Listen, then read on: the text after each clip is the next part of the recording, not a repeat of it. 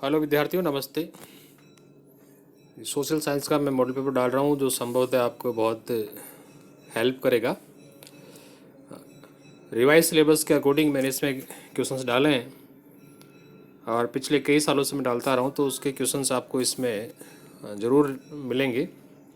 पहला है नेपोलियन संहिता, वियना सम्मेलन और रोमानीवाद। ये मिस्टेक हो गया, इसमें लिखना है रोमानीवाद और उदारवाद। इसकी डेफिनेशन बतानी है कि क्या है क्या नहीं है। नेपोलियन संहिता जो है वो क्या है, इसमें इसकी विशेषताएं क्या हैं वो बतानी है इसमें। फिर है जर्मनी और इटली के एकीकरण की प्रक्रिया को विस्तार से बताना है। मतलब जर्मनी और इटली का एकीकरण है, उसमें जो भी चीज़ें हैं, चाहे उसमें आपका ओटो बिस्मार्क हो, गैरिबाल्डी हो, है वो सारी चीज़ें आपको बतानी है। फिर है यूरोप में राष्ट्रवाद एवं फ्रांसीसी क्रांति 1789 का वर्णन करना है कि जो 1789 की फ्रांसीसी क्रांति है उसमें क्या क्या घटनाएं घटी, उसकी कौन कौन सी विशेषताएं थी। साथ में यूरोप में राष्ट्रवाद कैसे पनपा, इसकी जानकारी आपको देनी है, ठीक है ना। फिर उसके बाद में हम आगे चले।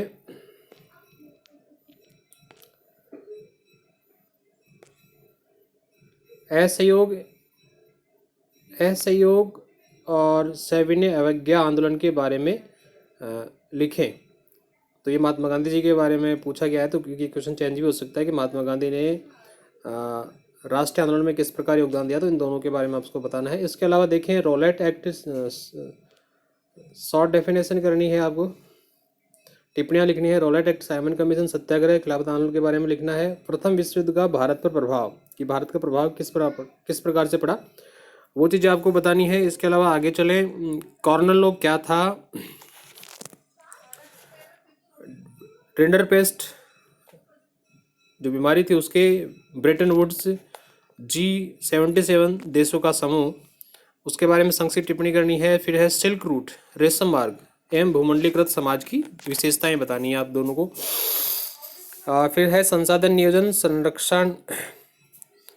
नियोजन और उसका संरक्षण कैसे होता है, और एजेंडा 21 क्या है उसकी वो बतानी है। भूमि निम्नीकरण और जलोढ़ मृदा किसे कहते हैं, जैव व अजैव संसाधन विकास के आधार पर संसाधनों का वर्गीकरण। मीन्स यहाँ जैव और अजैव संसाधनों में आपको डिफाइन करना है, उनका वर्गीकरण करना है कि कौन से क्या होते हैं, और विकास के आधार पर संसाधनों का वर्गीकरण करके बताना है, ठीक है।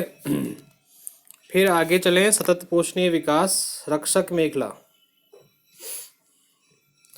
सतत पोषणीय विकास और रक्षक मेखला, उत्खात भूमि, अवनालिका, अप्रदन, ये आपको डिफाइन करना है, ठीक है ना। फिर जैव विविधता, रक्षित और आरक्षित वनों में अंतर बताना है आपको। संकटग्रस्त लुप्त एवं सुभेद जातियां क्या हैं उसके बारे में बताना है आपको। जलभृत, जल दुर्लभता, जल संरक्षण, जल प्रबंधन, ये देखना है। बहुउद्देशीय नदी परियोजनाओं का अर्थ, लाभ एवं विरोध के कारण तो बताने हैं।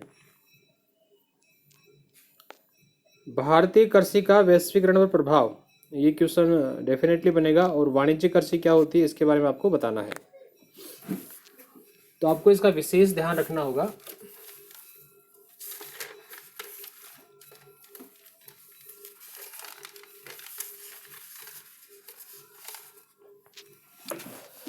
इसके अलावा रोपण कृषि,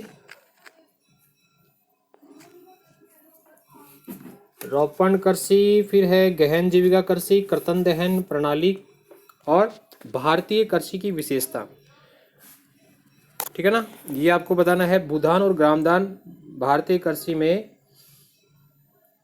किस प्रकार योगदान दे रहे हैं वो आपको बताना है। धात्विक एवं अधात्विक और परंपरागत तथा गैर परंपरागत ऊर्जा स्रोत क्या हैं उसको बताना है कि किस प्रकार के होते हैं, कौन कौन से होते हैं। भारत में लौह अयस्क, प्राकृतिक एंड बायोगैस में अंतर बताना है, और भूतापीय ऊर्जा क्या होती है उसके बारे में बताना है आपको।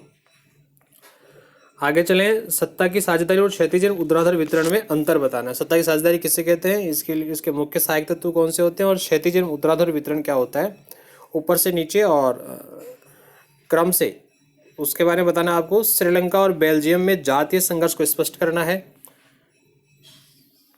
फिर है संघात्मक एवं एकात्मक शासन में अंतर और शक्तियों का बंटवारा कैसे किया जाता है वो आपको डिफाइन करना है। संघीय शासन की प्रमुख विशेषताएं कौन कौन सी हैं वो आपको इसमें बतानी है। संघीय शासन की प्रमुख विशेषताएं क्या हैं और कौन कौन सी हैं, किस प्रकार के। पंचायती राज के स्तर बताने हैं। पंचायती राज के स्तर कितने होते हैं? 3 होते हैं, वो आपको इसमें डिफाइन करना है। कितने स्तर होते हैं? 3 होते हैं। हमें पता है इसके बारे में। कितने स्तर होते हैं? 3 स्तर होते हैं। फिर है सामाजिक विभाजन से राजनीति का संबंध। लोकतंत्र विभाजन का अर्थ तथा जातिवाद की समस्या का निवारण। लोकतंत्र किसे कहते हैं वो बताना है। सामाजिक विभाजन, ये मिसप्रिंट हो गया इसमें, जो ये है ना, ये सामाजिक विभाजन है यहाँ पे, का अर्थ और जातिवाद की समस्या। फिर नीचे वाला क्वेश्चन दे रखा है लोकतंत्र क्या है, इसकी मुख्य विशेषताएं क्या हैं। ये इसको जरूर याद रखें, लोकतंत्र क्या है और इसकी मुख्य विशेषताएं लिखनी है। नारीवादी आंदोलन की व्याख्या करनी है और इसके साथ में सांप्रदायिकता का राजनीति से अंतर संबंध बताना है कि सांप्रदायिकता क्या होती है, नारीवादी आंदोलन किस प्रकार से होते हैं, वो डिफाइन करना है आपको। फिर है आपका दबाव समूह और बामसेफ तथा बोल्विया का जल युद्ध। बामसेफ क्या है, ये दलित पीड़ित वाला है या जो है। दबाव समूह क्या है वो बताना है। बोल्विया का जल युद्ध किस किस के मध्य हुआ वो आपको डिफाइन करना है। फिर इसके बाद में हम आगे चलें। दबाव समूह और आंदोलन राजनीति को किस तरह प्रभावित करता है। दबाव समूह और आंदोलन राजनीति को किस प्रकार प्रभावित करता है उसको आपको डिफाइन करना है।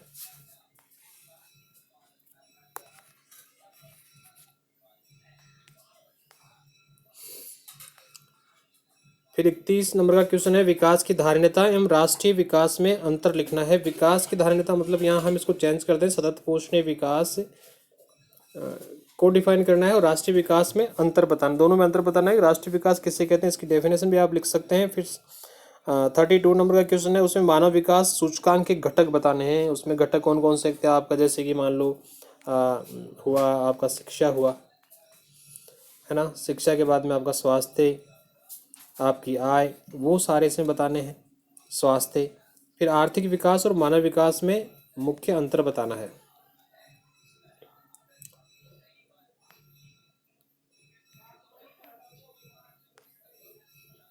फिर आगे चलें, आर्थिक क्षेत्रों की व्याख्या, सार्वजनिक एवं निजी में अंतर, खुले एवं प्रच्छन्न बेरोजगारी के बीच विभेद बताने हैं, असंगठित एवं संगठित क्षेत्र की सेवा शर्तों में अंतर स्पष्ट करना है, आरबीआई के कार्य एवं महत्व, ऋण के औपचारिक अनौपचारिक स्रोतों में अंतर बताना है, वस्तु विनिमय किसे कहते हैं, मांग जमा क्या होती है, चेक तथा करेंसी नोट पर टिप्पणी लिखनी है, बैंकों के प्रमुख कार्य एवं सहकारी समितियों की कार्यप्रणाली, ये बैडों की नहीं है, बैंकों के प्रमुख कार्य एवं सहकारी समितियों, इसको आप बैंक लिखें,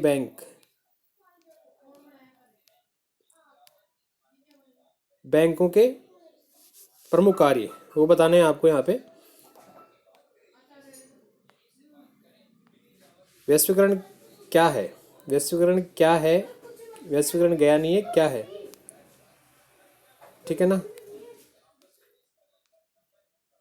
यहाँ वैश्वीकरण क्या है, नकारात्मक सकारात्मक प्रभाव बताने हैं, विदेशी व्यापार एवं विदेशी निवेश में अंतर बताना है आपको यहाँ पे, बहुराष्ट्रीय कंपनियों के लाभ बताने हैं, आंदोलनकारी समूह क्या है, लोकतंत्र, नेपाल में लोकतंत्र की स्थापना पर लेख लिखना है कि लोकतंत्र कैसे स्थापित हुआ, 73वें और 74वें संविधान संशोधन के बारे में बताना है। और अंतिम क्वेश्चन है बेटा जी मानचित्र, जिसमें आपका नासिक, नेलसोर, मार्मागोवा, तुत्तीकोरन, केगा, बेल्लारी, हजारीबाग, सिंगरौली, अमरकंटक, सुनांगर, रिहंद, चित्रदुर्ग, पारादीप, मयूरगंज है, यहाँ पे मंगूर मंज लिख दिया वो गलत है, मयूरगंज है, साबरमती, नागपुर, विजयवाड़ा, मंगलोर, दिल्ली, गुहा, जगदीशपुर, सिंगरौली और झाबुआ, ठीक है ना। ये इस प्रकार से है। तो उम्मीद है कि आपको ये वीडियो पसंद आएगा, और आए तो प्लीज़ आप कमेंट्स बॉक्स के माध्यम से मुझे बताएं। साथ ही आप चैनल को सब्सक्राइब करें, लाइक करें, शेयर करें और अधिक से अधिक अपने दोस्तों तक पहुंचाएं। और जब पेपर लग जाए तो आप डेफिनेटली मुझे बताएं, मैं आपको बताऊंगा कि कैसा क्वेश्चन किस प्रकार से मिला है। जय हिंद, जय भारत।